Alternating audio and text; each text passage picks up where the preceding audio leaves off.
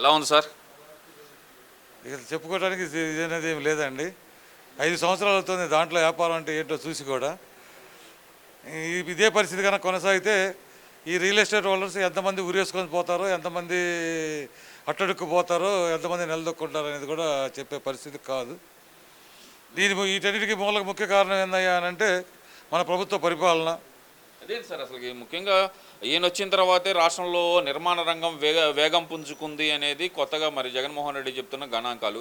ఏ విధంగా అంటే ఈ సెంటు స్థలాలు కానీ మిగతా వాటిలో కానీ నిర్మాణ రంగం వేగం పుంజుకుంది అంటున్నారు కదా, ఈ రియల్ ఎస్టేట్ అనేది ఎందుకు డౌన్ అయింది అంటారు?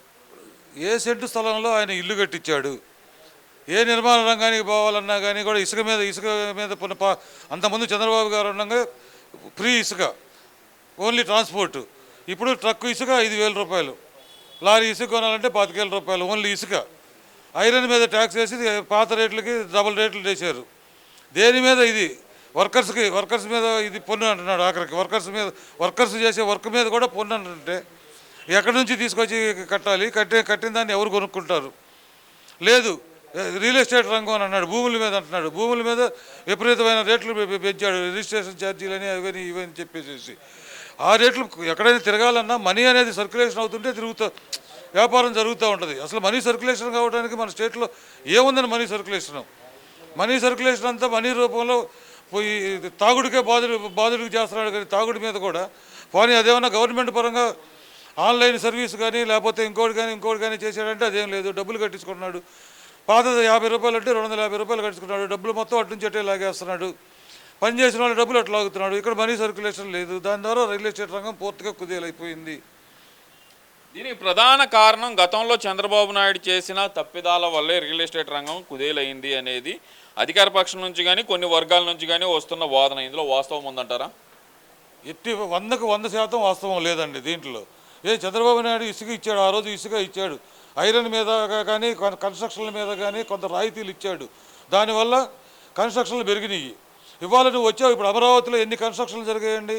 అటువంటిది నువ్వు కంప పెంచావు. అది ఎవరు చేశారు? చంద్రబాబు వల్ల. అది నీ వలన?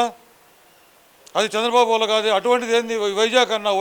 వైజాగ్లో ఎంత కన్స్ట్రక్షన్లు పెంచావు? నువ్వు చెప్పే క్యాపిటల్ పెంచుకునే ఒక వైజాగ్లో పాతదాన్ని అటు దాన్ని ఇటు దాన్ని అటు మార్చి నువ్వు నీ సొంతంగా 2 కన్స్ట్రక్షన్లు చేసుకుంటా దానికి రోడ్లు ఎడల్పు చేసావే. కానీ దానికి పోయే రోడ్లు విడిగా ఏదైనా పరిశ్రమలు తెచ్చావా? పరిశ్రమలు కన్స్ట్రక్షన్లు చేయించావా? ఇంకా ఏమన్నా అభివృద్ధి చేసావా? ఏదైనా అభివృద్ధి జరుగుతూ ఉంటే దానివల్ల పారిశ్రామిక రంగం కానీ రియల్ ఎస్టేట్ రంగం కానీ అభివృద్ధి చెందుతూ ఉంటాయి. కానీ ఇక్కడ జగన్మోహన్ రెడ్డి అభివృద్ధికి కొత్త నిర్వచనం అయితే చెప్పారు సార్. మరి గతంలోనే అన్నారు ఆయన ఒక మాట, అభివృద్ధి అంటే 4 రోడ్లు వేయటం కాదు, 4 బిల్డింగులు కట్టడం కాదు, నలుగురికి డబ్బులు వేసినా కూడా అది కూడా అభివృద్ధే కదా అంటున్నారు కదా. మరి ఇది కూడా వాస్తవమే కదా?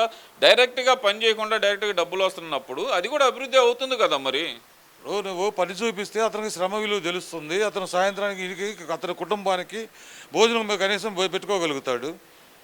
లేదు, నువ్వు పేదవాడి పని విలువ తెలిసి డబ్బులు వేసేవాడు అయితే 5 రూపాయల భోజనం ఎందుకు తీసేసావు నువ్వు?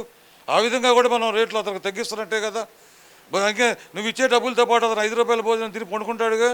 నువ్వు దాని భోజనాన్ని తీసేయాల్సినంత అవసరం ఏమొచ్చింది మీకు? చాలా కుంభకోణం జరిగింది అంటున్నారు కదా. దాంట్లో కుంభకోణం ఎవరికి జరిగింది? గవర్నమెంట్ పరంగా ఏం డబ్బులు పెట్టలేదే. అది ఒక ప్రైవేట్ ఆర్గనైజేషన్ సంస్థ. వాళ్ళు దాన్ని స్పాన్సర్ చేస్తున్నారు. దాంట్లో కొంత ఖర్చు మాత్రమే గవర్నమెంట్ భరాయించింది. 5 రూపాయలు భోజనానికి 5 రూపాయలు ఇచ్చే దాంట్లో కుంభకోణం ఏం జరుగుతుంది? సరే, ఇవన్నీ ఒకటే కనుక గుంటూరు పార్లమెంటు ఈ సెగ్మెంట్ అంటే కనుక అంటే గుంటూరు పార్లమెంటు ఉమ్మడి గుంటూరు జిల్లా అంటే గతంలో ఒక విధమైన ఉత్సుకత రాష్ట్రం మొత్తం ఇటే చూస్తూ ఉండేది, ఈ పార్లమెంట్లో ఎవరు గెలుస్తారా అని. ఇప్పుడున్న పరిస్థితుల్లో గుంటూరు పార్లమెంట్ ఎలా ఉందంటారు? 3 కృష్ణులు అయిపోయారు, 4వ కృష్ణుడి కోసం ఎత్తుక్కుంటున్నారు. అదేంటి అసలు ముఖ్యంగా ఈ 3 కృష్ణుల కథ ఏంటి అని చెప్పగలరా? అది వాళ్ళ ఇన్నర్ ఫీలింగ్స్, దాని గురించి మనం చెప్పటం కాదు. కానీ ఇక్కడ క్యాండిడేట్లు అయితే మాకు తెలిసి 3 మార్చారు. ఇప్పుడు 3వ వాళ్ళని మారుస్తున్నారు, 4వ క్యాండిడేట్ వస్తున్నాడు అనేది ఒక అభిప్రాయం నడుస్తున్నది. అంటే మీరు చెబుతున్న అధికార పక్షం తరపున ఎందువల్ల నిలబడలేకపోతున్నారంటారు? ఇక్కడ ముఖ్యంగా అంటే ఇక్కడ పెమ్మసాని గారు ఇక్కడికి వచ్చింది, కొత్తగా వచ్చారు ఇక్కడికి. అతను సామాన్యంగా గుంటూరు జిల్లాలో తెలిసింది చాలా తక్కువ. మరి గతంలో చూస్తే నరసరావుపేట నుంచి టికెట్ ఆశించిన పరిస్థితి గమనించాము. కానీ ఇప్పుడు కొత్తగా వచ్చిన ఈ నేతని ఎందుకు జనాలు ఎంత ఓన్ చేసుకుంటున్నారు అనుకోవచ్చు అంటారు? అది పూర్తి ప్రభుత్వ వ్యతిరేకత. ప్రభుత్వం చేసిన పనుల వల్ల, ప్రభుత్వ వ్యతిరేకత వల్ల వాళ్ళకే అర్థమైపోయి వాళ్ళు తప్పుకుంటున్నారు తప్ప అధికార పక్షం వాళ్ళు. దానివల్ల ఎవరికి ఇదనేది ఏం కాదు, వాళ్ళదేదో వాళ్ళకే తెలుస్తున్నది. 4 రోజులు జనంలో తిరిగేటప్పటికి వాళ్ళ వ్యతిరేకత వాళ్ళకి అర్థమైపోతుంది, వాళ్ళు తప్పుకుంటున్నారు. పెమ్మసాని గారి గురించి కాసేపు మాట్లాడుకుందాం సార్. పెమ్మసాని గారు ఎలా కలుపుకుంటున్నారు జనాల్ని? అసలు పెమ్మసాని గారు గతంలో చూస్తేనేమో ఒక నరసరావుపేట నియోజకవర్గం, లేదంటే ఇక్కడ బురుపాలెం నుంచి అతను వచ్చారని చెప్పి ఉన్న వాస్తవం. మరి గుంటూరు ప్రజలు ఇంత ఆదరిస్తున్నారు కదా, ఆయన గుంటూరుకి ఏం చేయగలరని భావిస్తున్నారు మీరు? అతను వ్యక్తి చాలా జెన్యూన్ పర్సన్, స్ట్రైట్ ఫార్వర్డ్, అందరినీ కలుపుకుపోయే తత్వం ఉంది. ఎవరు ప్రజాసేవ చేయటంలో ఆయన దగ్గరికి ఎవరు వెళ్ళినా కానీ కూడా కాదు అనకుండా అంతకుముందే అతనికి అనేక సంస్థల ద్వారా ప్రజాసేవ చేసి ఉన్నాడు.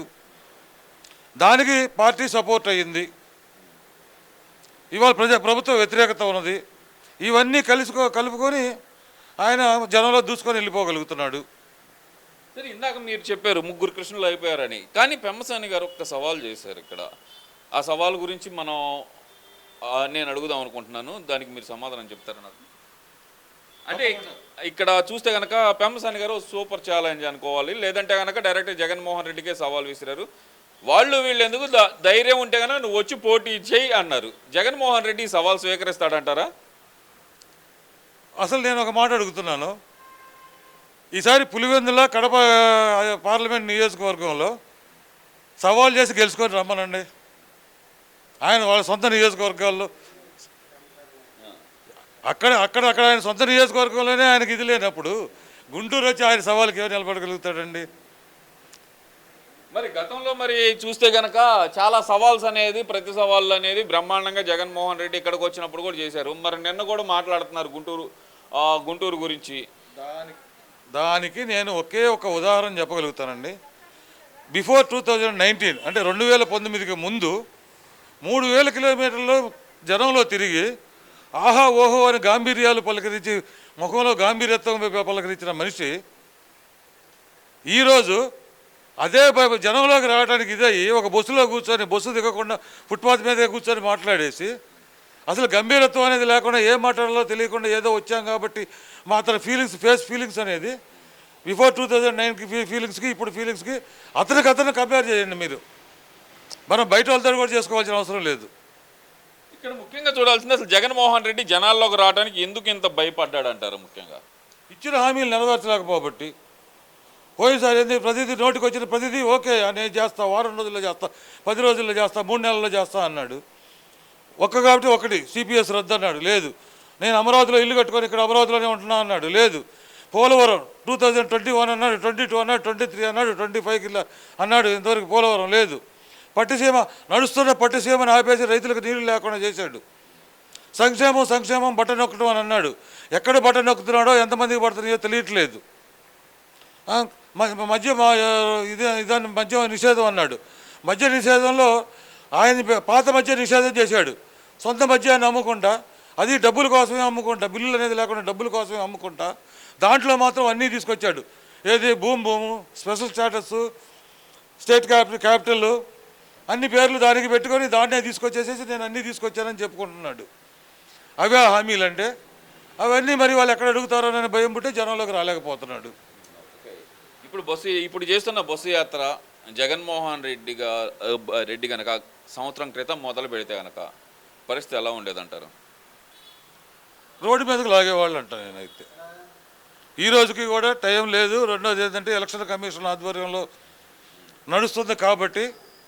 రెండోది ఇంకోటి ఏంటి అంటే మన ఆంధ్ర ప్రజలు చాలా శాంత స్వభావాలు కాబట్టి చూస్తున్నారు, వింటున్నారు, వస్తున్నారు.